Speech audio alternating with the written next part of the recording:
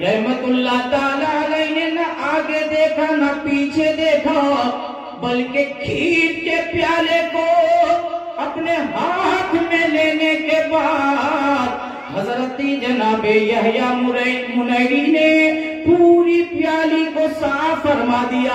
पूरी प्याली आप खीर की खा गए और मुरीदीन टिकटिकी वाली नजर बांध कर देखने लगे। एक एक मुरीद टिकटिकी वाली नजर बांध के देख रहे थे और दिल में सोच रहे थे कि ये क्या मामला है।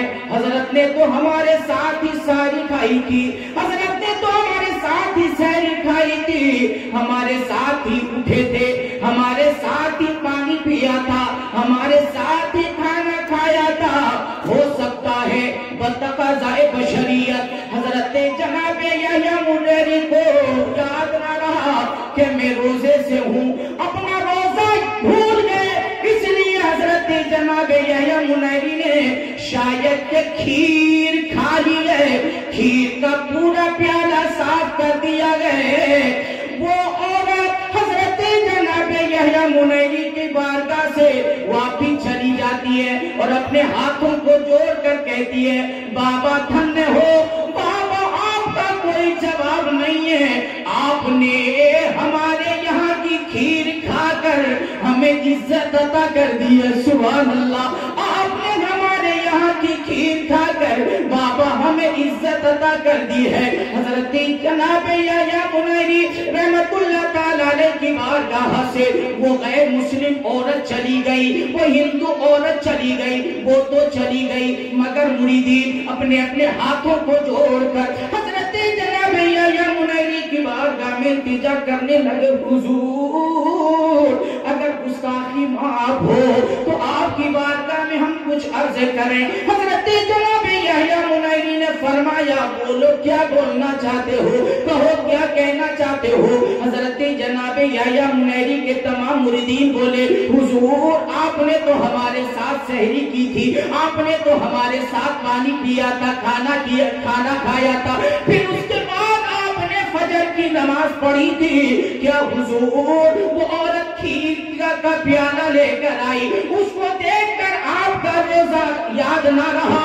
हजरत जनाब यहया मुनैरी ने इरशाद फरमाया, इस गलतफहमी में मत रहना, मैंने सहरी खाई थी, मुझे इस बात का भी ख्याल था और मैं इससे पहले रोजे से था, मुझे इस बात का भी ख्याल था, मुझे बहुत अच्छी तरह से पता था कि मैं रोजे से हूँ। फिर मुरीदीन और ज्यादा ताज्जुब में पड़ गए और अपने अपने हाथों को जोड़कर बोले, हुजूर जब आपको पता था तो फिर आपने खीर का प्याला क्यों खा, फिर आपने प्याले की खीर क्यों खा ली, आखिर वजह क्या, बात क्या, सबक क्या गए। तो सुनना मुसलमानों, हजरत जनाब यहया मुनैरी रहमतुल्लाह ताला अलैहि अपनी ज़बान हालो काल से इरशाद फरमाते हैं कि लोगों, मेरी बारगाह में जब वो हिंदू औरत खीर का प्याला लेकर आई तो मैं जब उसने मुझसे कहा कि आप खीर को खा लीजिए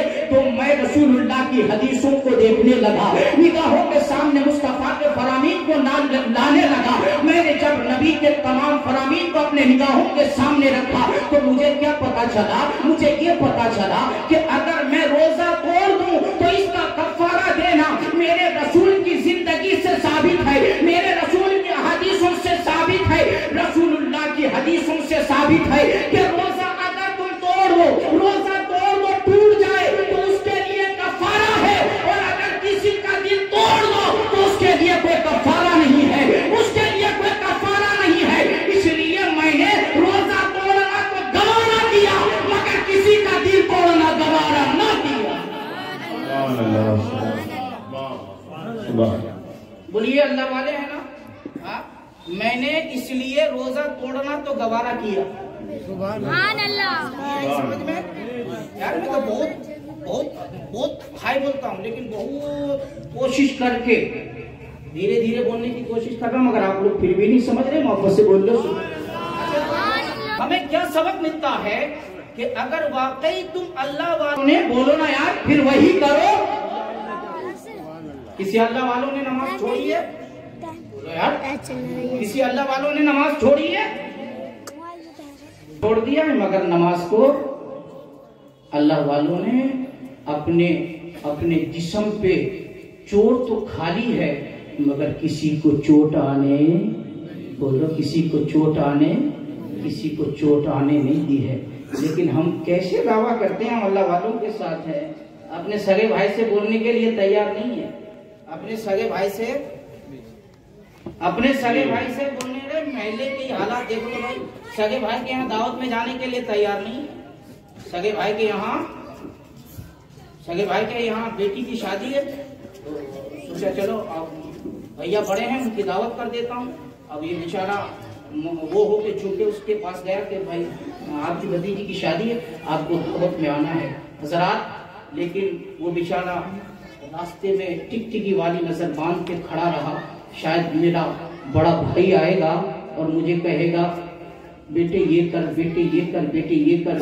इसी फिराक में पूरा दिन गुजर गया, बारात वापस चली गई, मगर बड़ा भैया अपने छोटे भाई के मकान को झांकने न गया, या छोटे भैया अपने बड़े भाई के मकान को झांकने न गया। क्या तुमने रसूलुल्लाह का फरमान नहीं सुना है? मदीने के ताजदार का फरमान नहीं सुना है?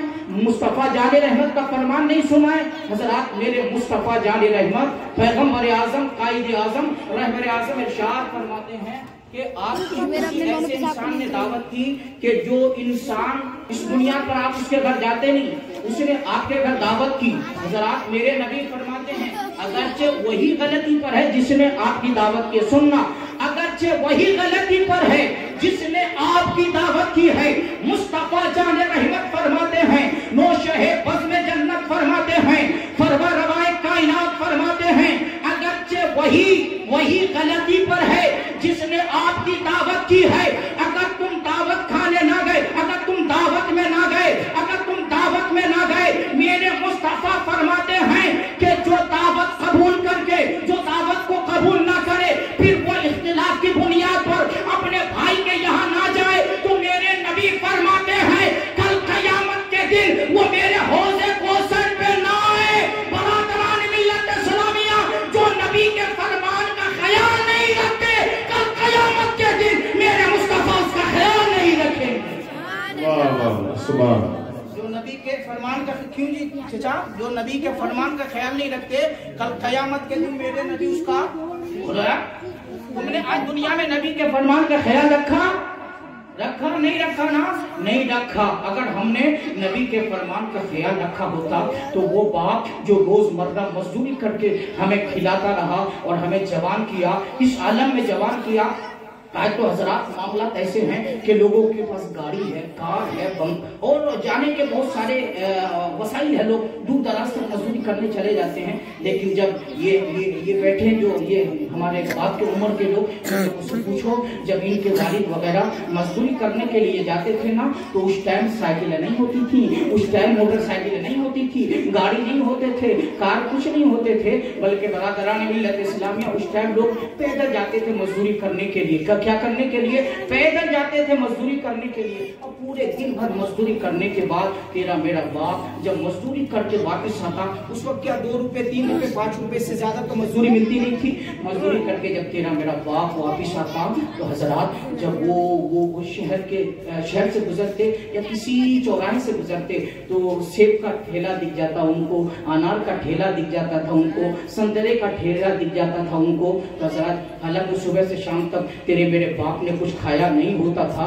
बल्कि एक चाय पीकर या पानी पीकर पूरा दिन गुजार के मजदूरी करता तेरा मेरा बाप। अब जब बाप वापस आ गए ना, संतरे का ठेला बाप ने देखा तो दिल में ख्याल आया मेरे बेटे को संतरा पसंद है। अनार का ठेला दिखा ना, बाप के दिल में ख्याल आया मेरे बेटे को अनार पसंद है। और दीगर चीजों का ठेला दिख गया तो दिल में सोचा बाप ने कि मेरे बेटे को ये पसंद है। लेकिन जवान होने के बाद कभी हमें बाप की पसंद याद नहीं रहती है। जवान होने के बाद कभी हमें बाप की पसंद याद नहीं रहती है कि हमारे बाप को अनार पसंद है, हमारे बाप को सेब पसंद है, हमारे बाप को केला पसंद है।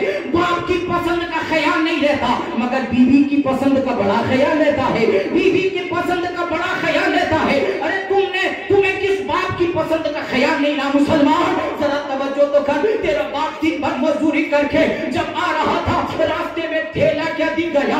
बाप ने पूरे दिन भर मजदूरी की है, थकावट ने उनको घेर लिया है, नाकाहत ने उनको घेर लिया है, कमजोरी ने उनको घेर लिया है, लेकिन बाप अपने लड़खड़ाते हुए कदमों से केले के ठेले के पास पहुंचते हैं और जाकर कहते हैं यार एक केला दे दो। अल्लाह अकबर कबीरा।